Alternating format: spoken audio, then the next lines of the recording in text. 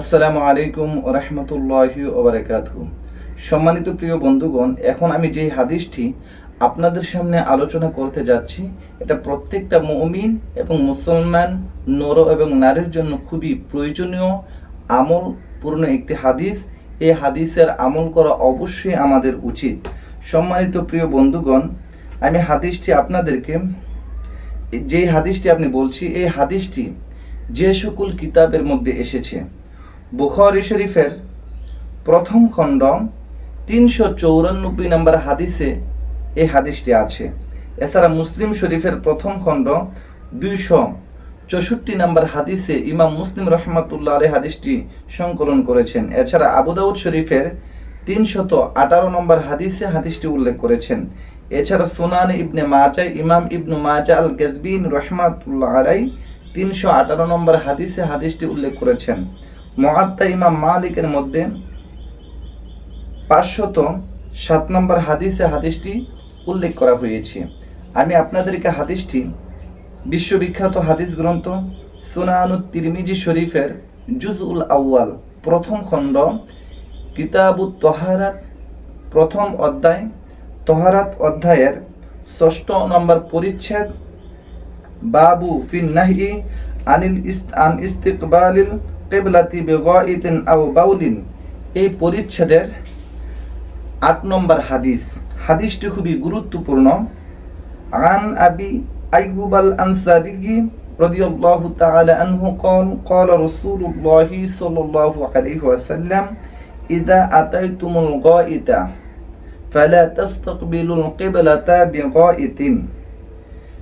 হযরতে আবু আইয়ুব আনসারী রাদিয়াল্লাহু তাআলা আনহু থেকে বর্ণিত, তিনি বলেন, রাসূল আকরাম হুজুরপুর নূর সাল্লাল্লাহু আলাইহি ওয়াসাল্লাম নূরের জবান ইরশাদ করেছেন, ইদা আতাইতুমুল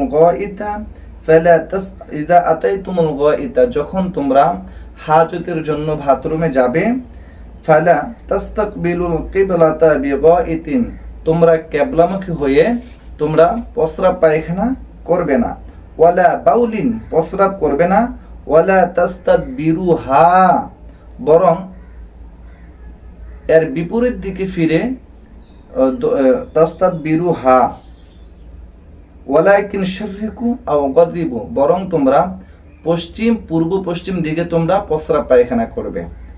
এখন এই হাদিসের মধ্যে বলা হয়েছে তোমরা কিবলার দিকে ফিরে প্রস্রাব পায়খানা করবে না, বরং তোমরা পূর্ব এবং পশ্চিম দিকে ফিরে তোমরা প্রস্রাব পায়খানা করবে। এই হাদিসটা আল্লাহ রসুল মূলত বলেছিলেন, যাদেরকে উদ্দেশ্য করে এই হাদিসটা আল্লাহ রসুল বলেছিলেন, তারা ছিল মক্কা থেকে উত্তর দিকের প্রবাসী, উত্তর দক্ষিণ দিকের যারা অধিবাসী, তাদেরকে আল্লাহ রসুল বলেছেন যে তোমরা কি করো না, তোমরা কিবলার দিকে ফিরে তোমরা প্রস্রাব পায়খানা করো না, বরং তোমরা পূর্ব এবং পশ্চিম দিকে ফিরে প্রস্রাব পায়খানা করো।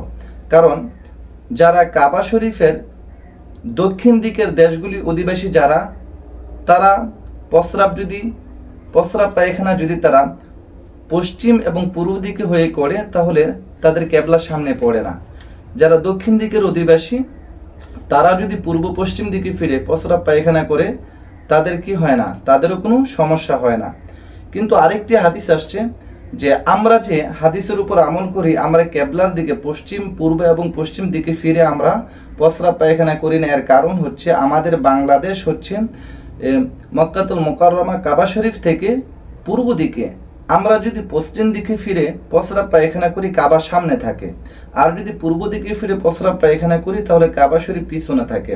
আল্লাহ রাসূল হাদিসে বলেছেন তোমরা কাবাকে সামনে এবং পিছনে রাখবে না। সুতরাং অবশ্যই বুঝতে পেরেছেন আমার ভাইয়েরা বন্ধুরা, অনেকেই রাস্তাঘাটে আমরা যখন প্রস্রাব করে ফেলে বিভিন্ন হাজতের জন্য আমরা বসি, তখন আমরা পূর্ব পশ্চিম দক্ষিণ এগুলি আমরা দেখি না। আমরা অবশ্যই যারা বাংলাদেশের মানুষ এবং কাবা থেকে পূর্ব দিকের অধিবাসী মানুষগুলি, আমরা অবশ্যই পশ্চিম এবং পূর্ব দিকে ফিরে আমরা প্রস্রাব পায়খানা করব না। আমরা প্রস্রাব পায়খানা হাজত সারব উত্তর এবং দক্ষিণ দিকে ফিরে, তাহলে ইনশাল্লাহ আমাদের কোনো সমস্যা হবে না। আল্লাহ পাক রব্বুল আলামিন যেন এই হাদিসের উপর আমাদের সবাইকে আমল করার তৌফিক দান করেন, আমিন। আসসালামু আলাইকুম ওয়া রাহমাতুল্লাহি ওয়া বারাকাতুহু।